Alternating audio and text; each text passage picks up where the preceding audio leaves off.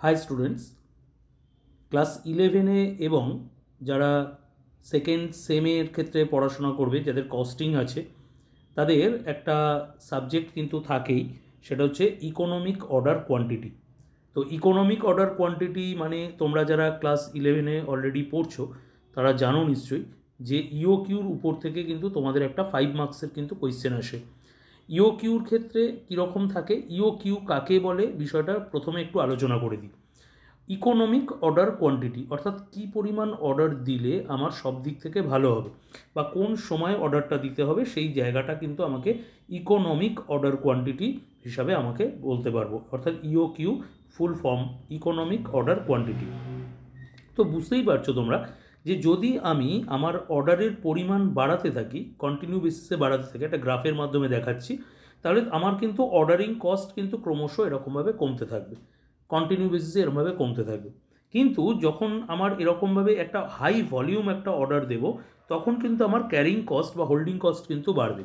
তাহলে দুটো যেখানে আমার ইন্টারসেক্ট করছে, অর্থাৎ যে জায়গাটাতে ইন্টারসেক্ট করছে, সেই ইন্টারসেক্টের যে পয়েন্টটা থাকে তাকে বলা হয় ইওকিউ। অর্থাৎ ইওকিউ বলতে বোঝানো হয় এমন একটা জায়গা যেখানে অর্ডারিং কস্ট এবং হোল্ডিং কস্ট দুটো কিন্তু ইন্টারসেক্ট করে যায়। তো আসি এবার ইওকিউর ক্ষেত্রে স্যার প্রবলেমগুলো কিভাবে সলভ করব। আমরা তিনটে জিনিস কিন্তু এখানে পেরিমিটার ধরে নেব। প্রথম, A for annual consumption, O for cost of placing an order, আর সি ফর ক্যারিং কস্ট।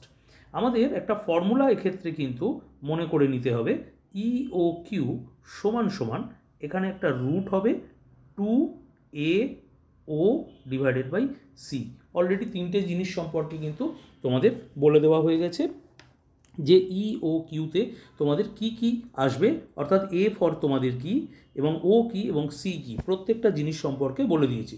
ছোট্ট একটা প্রবলেম দেখো তোমাদের এখানে নেওয়া হয়েছে, প্রবলেমটাতে দেওয়াই আছে কনজামশন পার কোয়ার্টার দেওয়া আছে। কনজামশন পার কোয়ার্টারে তোমাদের কীরকমভাবে দেওয়া আছে দেখো, যে কনজামশন পার কোয়ার্টারে এখানে দেওয়াই আছে যে 300 পার কোয়ার্টার, অর্থাৎ 300 যদি পার কোয়ার্টার হয় তাহলে 300কে আমরা 4টে কোয়ার্টার যদি থাকে অ্যানুয়াল কনজামশানে কিন্তু কনভার্ট করে আমরা 1200 করে নেবো। এক্ষেত্রে কস্ট পার ইউনিট দেওয়া আছে 40, cost of placing and order বলা আছে 600 এবং অবসোলেন্স বলা আছে 40%। সবসময় মনে রাখবে এই যে আমরা সিটা বের করতে যাই, সি অর্থাৎ cost of placing and order, অর্থাৎ যে জায়গাটা আমরা দেখো আমি উপরে আরেকবার তোমাদের দেখাই, সি ফর ক্যারিং কস্ট, অর্থাৎ তোমাদের যে জিনিসটাকে বলা হয় ক্যারিং কস্টটাকে কাকে বলা হয়, ক্যারিং কস্ট বলতে বোঝানো হয় এই যে অ্যামাউন্টটা তোমাদের দেওয়া থাকবে, এখানে দেওয়া আছে দেখতে পাবে তোমরা 40, এই 40-র সঙ্গে 40% যদি আমরা গুণ করে দিই, এখানে এরকমভাবে যদি 40% অর্থাৎ 16 টাকা যেটা হচ্ছে, এটাকে কিন্তু 16 রুপিস যেটা হচ্ছে, এটাকে কিন্তু তোমাদের ক্যারিং কস্ট বলা হবে।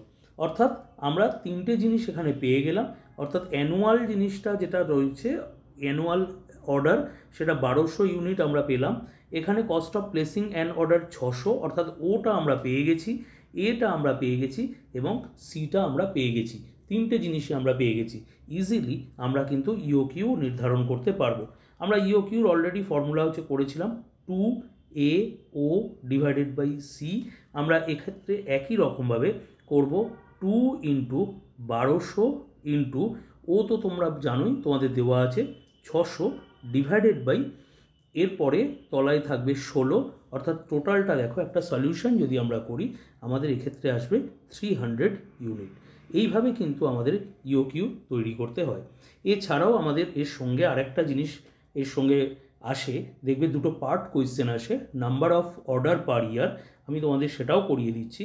নাম্বার অফ অর্ডার পার ইয়ার কীভাবে আমরা বের করব, নাম্বার অফ অর্ডার পার ইয়ার মানে হচ্ছে সেক্ষেত্রে 1200 ডিভাইডেড বাই 300, 1200 ডিভাইডেড বাই 300, অর্থাৎ অ্যানুয়াল কনজামশান এ তোমাদের যেটা ছিল ডিভাইডেড বাই ইওকিউ করলে যেটা নাম্বার বেরোবে এখানে, সেটাই হচ্ছে তোমাদের নাম্বার অফ অর্ডার পার ইয়ার। এক্ষেত্রে বেরোচ্ছে তোমাদের 4টে।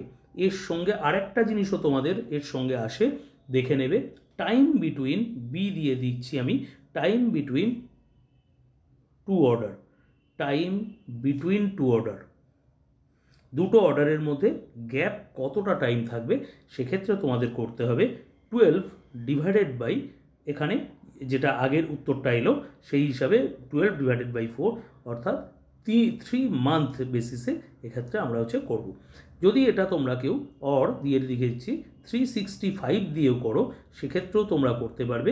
সেক্ষেত্রে যে আনসারটা বেরোবে তার পাশে তোমাদের ডেজ কথাটা লিখতে হবে।